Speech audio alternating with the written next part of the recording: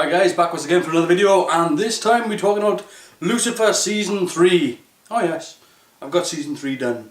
Oh yes.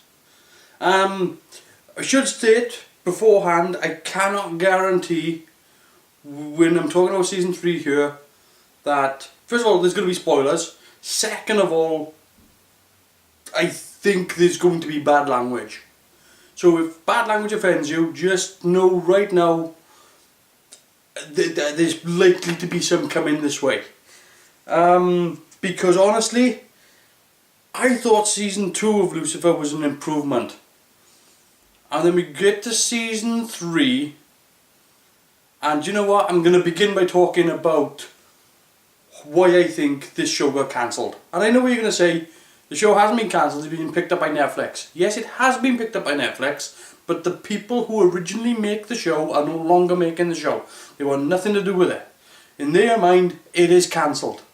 They don't have anything to do with it whatsoever. Netflix now have the property. Hopefully it'll be a vast improvement on what's been going on with Season 3. I think one of the main problems with Season 3 was the fact that they added an extra 13 episodes on top. Season 1 was 13 episodes, Season 2 was 13 episodes, Season 3 was 26. Oh, shit. So, I don't really blame the writers for Season 3. I pretty much blame the executives for not really giving the writers enough time to give you something fresh. That being said, the writers do have to take some responsibility, because what happened was a shower of shit that I spent a couple of days binge viewing to get to this point right now, and it's got me really riled up. In fact, it got me so riled up, I actually had to give it 24 hours before I could turn the camera on, because I was so infuriated at how badly they'd managed the show. First of all, they took away anything that made the show unique. This show, everything that made the show special, everything that made the show different, that made it stand out, was all shoved aside so we could watch basically Murder, She Wrote. It just became a sort of formulaic show that anybody could write. Like literally, this is how the show would go. And they would do one of two things. First, Lucifer would walk in to Dr. Martin's office, he'd sit down and she'd say something to him, and he'd say something to her, and then she'd say something to him, and then he'd say something to her, then he'd get up and go, "Thank you, doctor, I'm going to go do that." And then it would be, this week, Lucifer becomes, I don't know, interested in roller derby. Lucifer becomes interested in MMA. Lucifer decides to become Chloe Decker. But that actually happened. That actually happened. What are you doing? I mean, this is not The Simpsons. This is not The Simpsons. But the other thing that this show would do then is do the crime procedural stuff, and it followed the same goddamn formula throughout. And it was, there's been a murder, okay? We're here at the scene. Oh look, we've got some evidence. Here's the guy. Here, we've arrested the right guy. No, we haven't, it's the wrong guy. Okay, we release him. Oh, there, we've got more evidence now. This is the right guy. Aha, you're under arrest, end of show. 26 episodes of this piss. I mean, and everything that made this show special.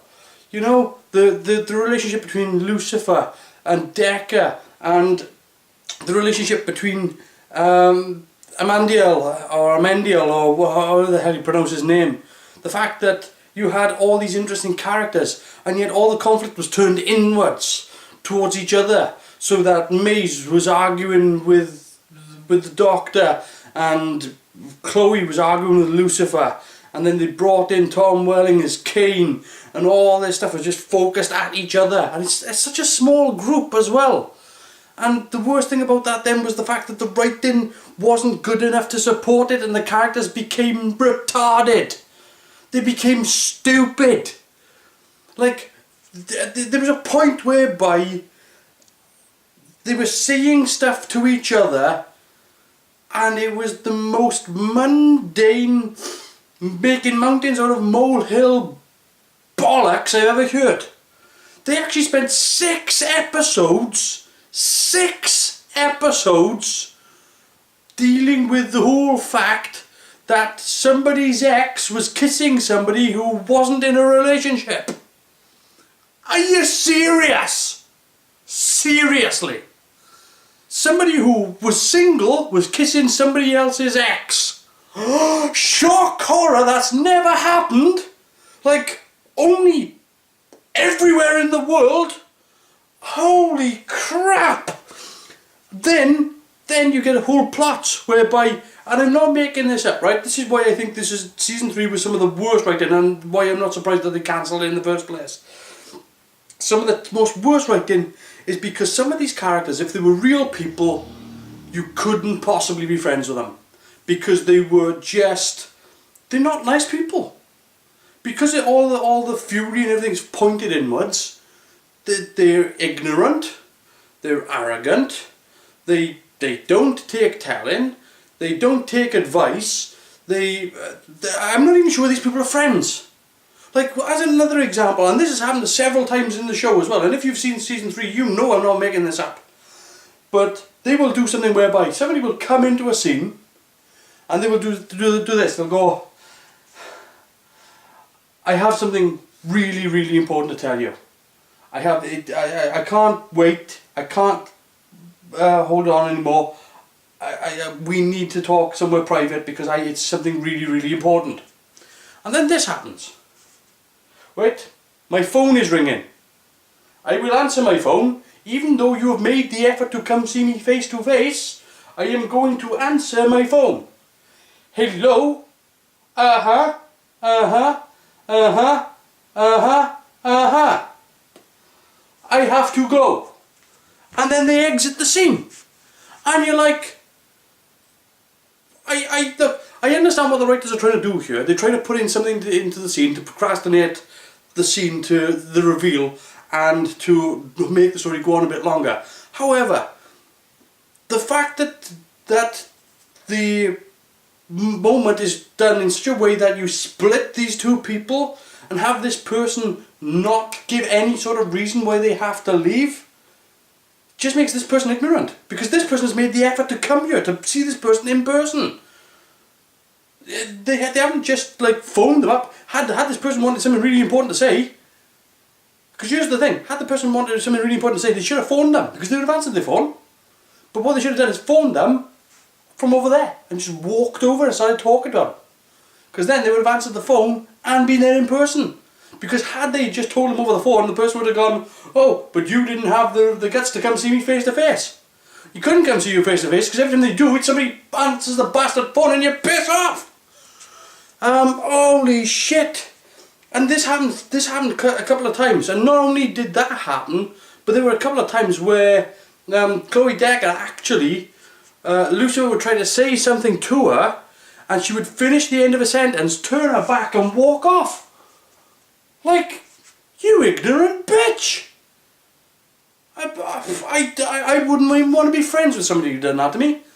If somebody done that to you, you wouldn't be friends with them, right? You just wouldn't be. I'm going to talk about the character of Lucifer as well in this, because I'm sorry to say this, right? But season 1, he started off as the king of hell. By the time season 3 ends, he's a detective Julian Clary. If you don't know who Julian Clary is, look him up. I think you'll find he shares many traits with Lucifer. Particularly the Lucifer from season 3, by the way. Not necessarily season 1, but definitely season 3.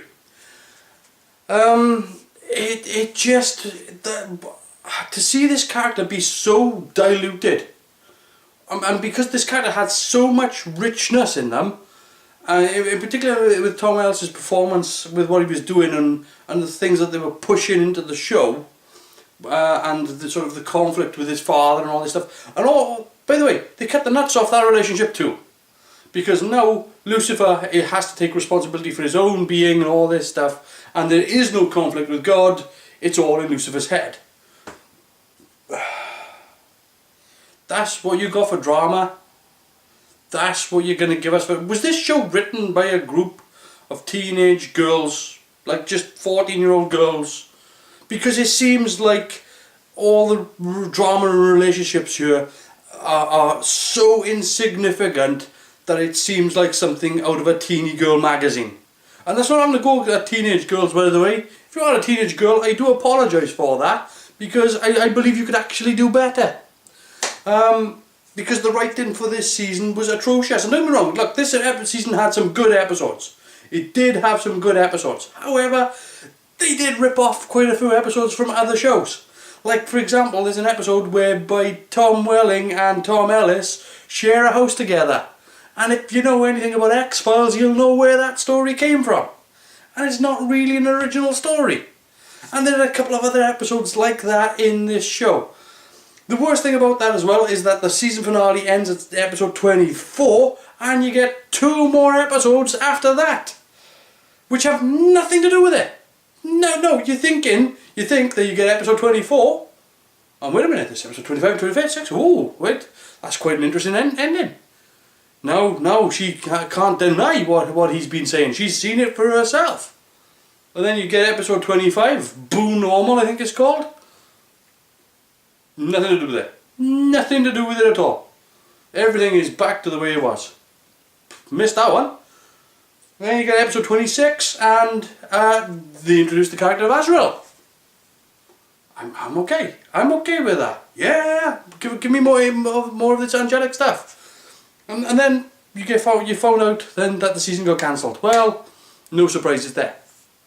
But the problem I have with that then is that not only has this season been spread and stretched so thin that these characters are literally caricatures of themselves, it just became frustrating.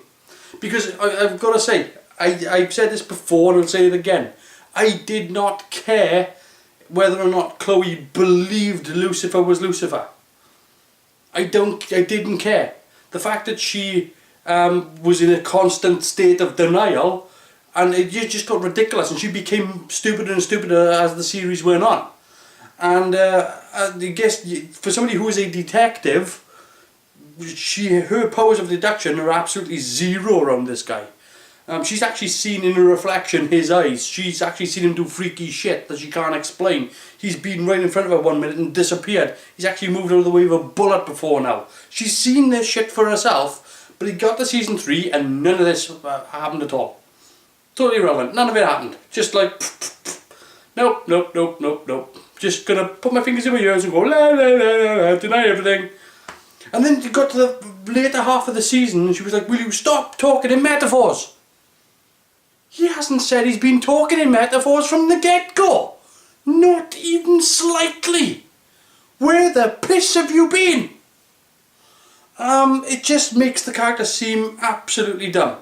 And the fact that they tried to procrastinate and stretch out this season, because really, as far as I can tell, that was only Kane's only purpose in the show, was to actually flip the relationship, which I actually said I caught that coming, I seen that coming from season 2. I knew that was going to happen. There's nothing, no surprises there. But the fact that they actually used that to flip the relationship and just drag it out right the way throughout season 3, towards the 15 episodes I believe it was, and then in the end she finally gets to see his true form. Now, here's the thing. If they move forward with the show and she just go, right then, she now knows that he's not bullshitting, that when we start season 4 that we'll carry on and we'll look more inward to this mythology, and we'll stop all this bickering and bastard infighting that was really sort of cheap drama, and we actually do try to work something better into the plot. Let's deal a bit more with the mythos of these characters as opposed to the lukewarm, bland drama that they've been pissing out for the past season. Then it could be good. However, should they, at the start of season 4, decide to do the Lois and Clark reset button And they've done this, and they used to do this in Smallville all the time, right? Somebody would find out something, bang, they'd hit the reset button, all of a sudden it was all forgotten. Okay, if they do that, the show's done. That would be it. That would be the show. Game set over. The audience will walk away. She now knows he is who he said he was. Move forward with it. Don't try to undo it. Don't try to explain it away. You know, I'm okay with her taking a couple of episodes to sort of like adjust to the revelation, because she is such a clown of a character. But I would tighten that down as well. I wouldn't take too long, otherwise you are just going to make this character look stupid. So yes, just tighten down on that. Go with it. Say, look, yep, he is Lucifer. She now fully accepts that, and let's push forward the relationship. And if that happens, season 4 opens up that way, I'm okay. But if they decide to reset the button, make her forget, or do something like that, or she suddenly wakes up and thinks it was a dream, I'm done. Season 3 of Lucifer was a total shower of shit. It went on for way too long. I don't blame anyone involved, really, except for the execs who, because originally they started off with, I believe they started off with 13 episodes for season 3. I believe they were given an extra 4, and then they were told that they wanted an extra, I think halfway through the season they were told they were going to have an extra, go from 18 episodes to 26 episodes or something like that, halfway through the season. So I really don't blame them for the state of this show. I do blame them for not having the balls to stand up and say, no, you're going to turn our show into a shower of shit, and we're going to say no to it. And they didn't have the guts to do that, and so what we ended up with was this, honestly, this bland show that anyone could have made in their back garden, and it would have been exactly the same. In fact, it would be more interesting to see somebody do it in their back garden, because at least the surrounding would have been contrary to what was going on. So at least you would be more like a play in the park. That would actually be more interesting, actually. So yeah, but season 3, honestly, it wasn't all bad. It introduced some good ideas, but it just, they were so strung out for ideas to fill 26 episodes in such a short space of time. It just crumbled, didn't it? Hopefully now that Netflix has got the show, season 4 could be... here's what I would like to happen, okay? The start of season 4, that it abandons the whole crime drama bit. Not completely, because that is still part of the show. But just have it be more of a... We'll shift the front, all the stuff that's been in the foreground so far, shift that to the back, and all the stuff that's been in the background, shift that to the front. Make that switch, and I think that will solve a lot of the problems. Stop the infighting, bring in some other element that has these people work together, and considering the conflict that they went through with season 3, season 4 should be the season where they all build it up, and they all bond together. Maze and the Doc should be getting closer. Amandiel should be really close with all these people. They need something big, a common enemy to fight against that is an outside influence. And I think if they did that and focused more on the mythology of these characters and less about the crime drama, I think season 4 could be excellent. Anyway, that's what I thought of season 3 of Lucifer. It's a puddle of piss.